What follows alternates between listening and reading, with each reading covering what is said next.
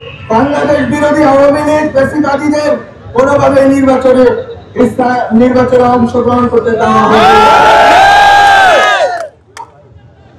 আমাদের সরকারের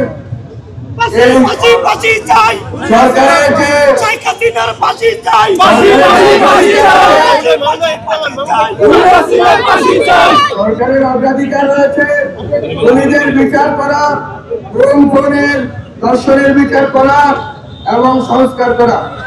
1975 সালের এই দিনে 25শে জানুয়ারিতে শেখ মুজিবুর রহমান সাহেব বাকশাল প্রতিষ্ঠা করে বাংলাদেশের সকল গণতান্ত্রিক অধিযাত্রাকে নস্যাৎ করার অপচেষ্টা করেছিলেন এবং সেই বাকশাল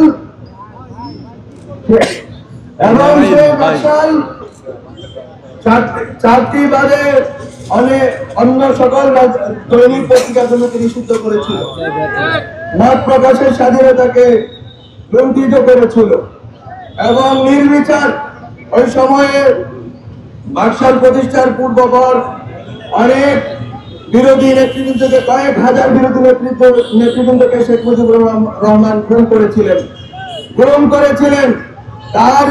তার ওই সময়কার আওয়ামী লীগের নেতৃবৃন্দ একই স্টাইলে খুন দর্শন করেছিলেন। আমরা শেখ মুজিব, শেখ হাসিনার শাসন আর বাংলাদেশে চাই না।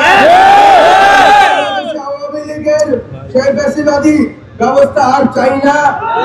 আমরা চাই বাংলাদেশ পন্থীদের হাতে থাকবে। বাংলাদেশে দিল্লি পন্থীদের কোন স্থান আর হবে না।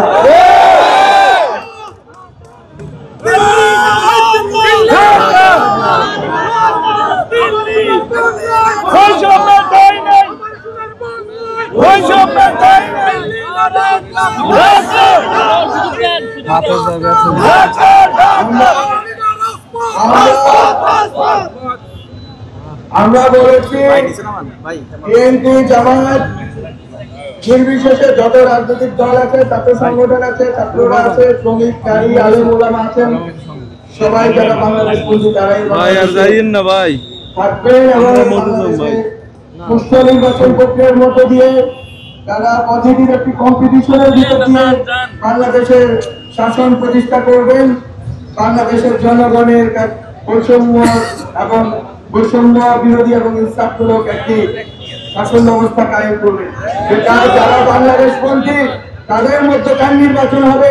বাংলাদেশ বিরোধী আওয়ামী লীগ ফ্যাসিবাদীদের কোনোভাবে নির্বাচনে অংশগ্রহণ করতে দেওয়া হবে। আমাদের সরকারের